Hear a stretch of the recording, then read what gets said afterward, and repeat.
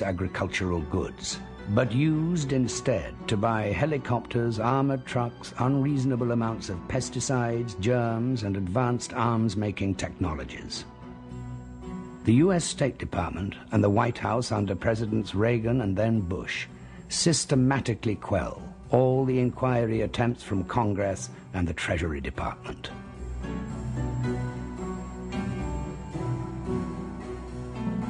From massive arms purchases to the development of costly military research programs, Saddam Hussein has ruined formerly rich Iraq.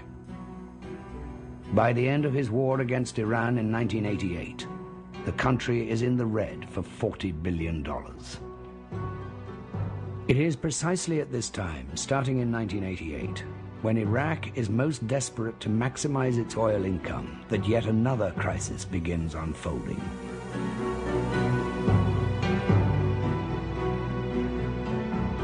OPEC keeps the price of oil stable by limiting how much oil each OPEC member country can produce. In 1989, after the end of the Iraq-Iran war, Kuwait suddenly exceeds its quotas by 20%, driving the price of oil down on the world market. As a result of Kuwait's production hike, Iraq lost almost 1/3 of its oil income. And this was at a time when Iraq was desperate for money. So the Iraqis felt that Kuwait was stabbing them in the back. Welcomed by the West, this move by Kuwait hurts both Iraqi's economy and pride, as they remember that Kuwait used to be part of their country before it was carved off by the British in 1928. Over the following months, tension escalates to the point of Saddam Hussein publicly threatening Kuwait. Given that Kuwait remains one of the primary oil suppliers to the West, the official response of the U.S. State Department to Saddam's saber-rattling is rather surprising.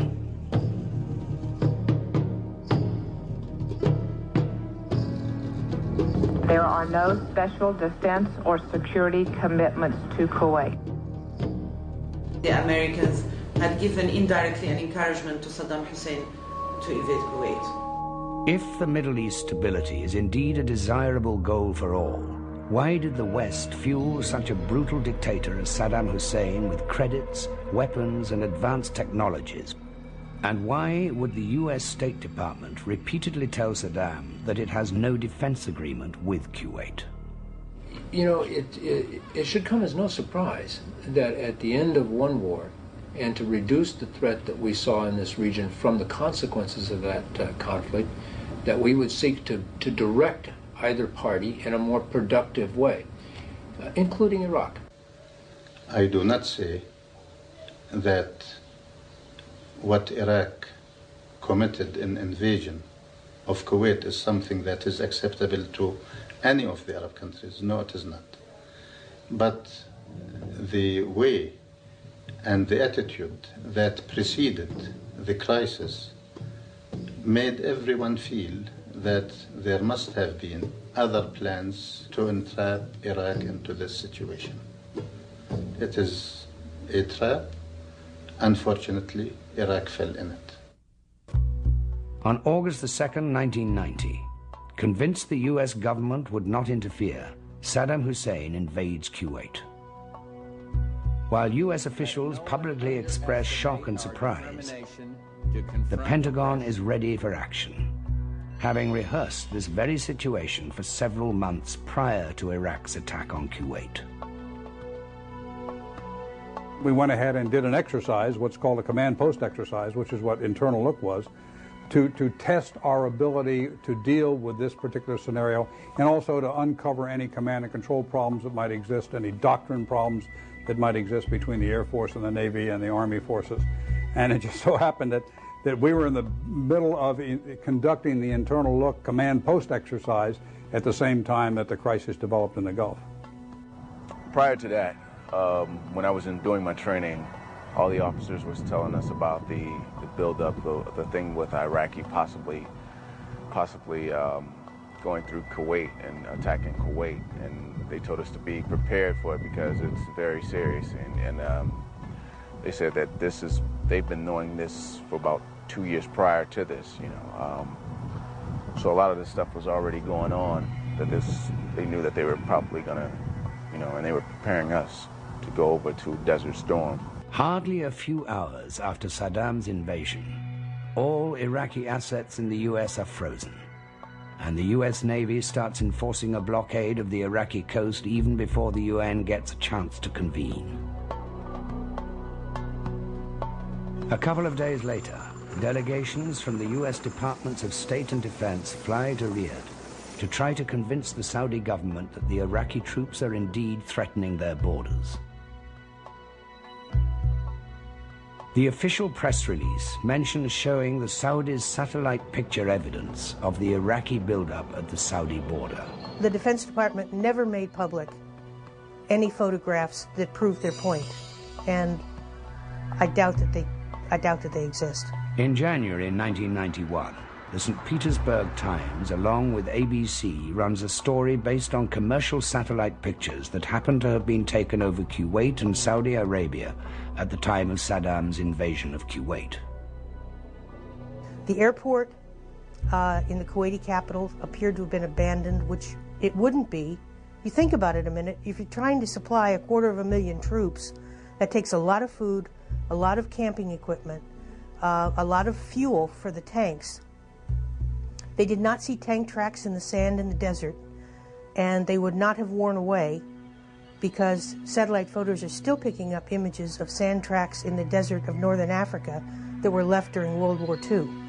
So I said, I happen to know the press secretary to the Secretary of Defense personally, and I asked him, look, you know me, we've known each other for a long time, let me come into your office and look at some of the U.S. intelligence photos. Prove to me that I'm wrong. I don't need to take them out of the building. I don't need to copy them. Prove to me that we're wrong and we won't run the story. And he refused to do that. He refused to do it on a number of occasions. Everyone else who was familiar with this story and familiar with the satellite photographs has concluded that the administration lied to the Saudis, to the world, in order to get the invitation to come into the Middle East to protect the innocent. What does it say about the government? If in fact the government lied, does that surprise anyone? If indeed the US government misled the Saudis about the Iraqis threatening their borders, what was the purpose? Ever since World War II, the US administration had been making countless efforts to convince the Saudis to allow the largely Christian US troops into the Holy Land of Mecca, supposedly to protect Saudi Arabia, but namely to secure its vast oil fields. Ever since OPEC raised the price of oil in the early 70s, this concern has become even more acute, epitomized by State Secretary Henry Kissinger's famous statement, "Oil is too important to be left to the Arabs." Well, you have to understand that there were principal focuses of the world of military commands. You had the focus of the European command on the NATO situation. You had the focus of the Pacific command, for instance, on the Pacific, the Atlantic command on the battle in the Atlantic. But there were certain areas of the world that had no focus. The Middle East was one area. The problem was that no Arab country wanted a major U.S. military headquarters in their country. In 1990, the Bush administration was trying to convince the Saudis that this threat from the Iraqis was real because we couldn't go in there. The Allies, the British, the French, the Americans, and the others, couldn't go in there without an invitation from the Saudis. The Saudis had to feel threatened in order to invite the Allies to come in for protection. On August the 7th, 1990, the Saudi government officially accepts the insisting protection offer from Washington. The very next day, the U.S. military steamroller starts flying in without even notifying Congress. Within a few months, over 500,000 American troops would be deployed in Saudi Arabia. After persuading the Saudis, the U.S. government now has to convince the American public and the world that the threat is real and that it justifies a gigantic U.S. military buildup in Saudi Arabia.